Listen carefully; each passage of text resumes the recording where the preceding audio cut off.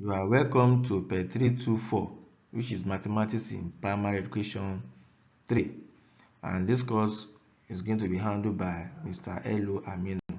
If you look at the first two units that are being released, it is in line with the GS, which I said you should also partake in the class. So this one is purely and mainly for paired students.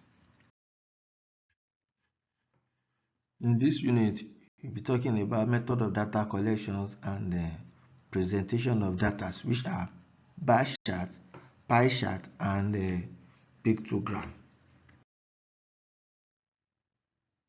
Method of data collections. Data collection can be referred to as the way or process through which information are gathered or compiled by a researcher for the purpose of writing a research work or a research project. For this class, we'll be talking about main three types of method of data collection. One is a observation method.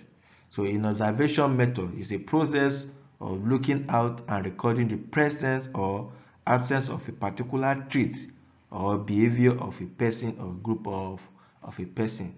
So another method is a interview method. So in interview method, the data collected involve eliciting information through some verbal interaction between the respondent and the researchers, while the last one, which is a questionnaire. So the questionnaire is the most widely used instrument in data collection, and this instrument is used in eliciting written response from the subject or respondent by the researcher through a series of questions or statements put together with some specific objectives in mind.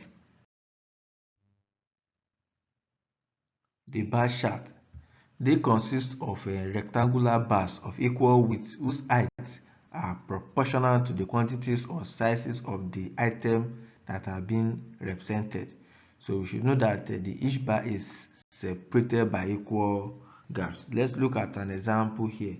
So given this data here, you have to represent the information in a bar chart. So to solve that now, so we are going to have the table in this form.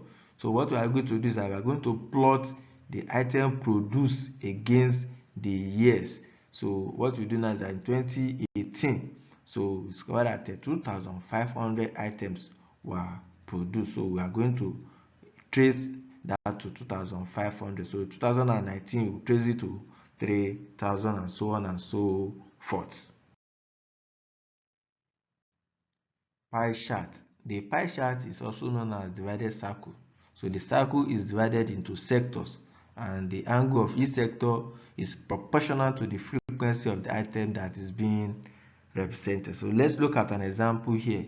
So given this value here, you have to represent it in a pie chart.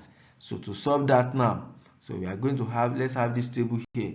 So the group and the number of people in each group. So the first thing we go to do is that we are going to sum up the number of people, and that will give us 70. So we are going to subject our value to 360 degree to a circle, because the sum of a circle is equals to 360 degrees. So we will now be taking it one by one. Say 200 divided by 720 times 360 degree, and that will give us 100 degree. So we are going to do the second one. 100 divided by 720 times 360, and that will give us 50 degrees. So we are going to do for the rest 90, 60, and so on. And if you do that, you have the following value. So we must also make sure that our value equals to 360 degree by adding the angle of sectors together, that is from 100 to 70. And if you do that here, you're having 360 degrees. So what we do now is that we are now going to represent our sectors in a circle. So by taking our protractor, pencil, and compass, we are going to draw circles and see that we subject our sectors into circle. So it's going to look like this is a pie chart. Pictogram. This is an aspect of statistics in which pictures are drawn to interpret data or information. So let's look at an example here. So given this table here, you have to represent the information in pictogram. And to do that, you have to define our pictures. So let's say in a picture now, say let a picture represent 10 students, while let half picture represent 5 students. So when you are now to draw the table here, in the first table here you have 45 students. That means that you are going to draw 4 full picture and 1 half picture. So for the second one, which is 50, it means you are going to draw 50 full, and we are going to draw 5 full pictures. So that gives us a 50. So for the rest, if you do the rest now, you have the picture in this form. So this is a pictogram.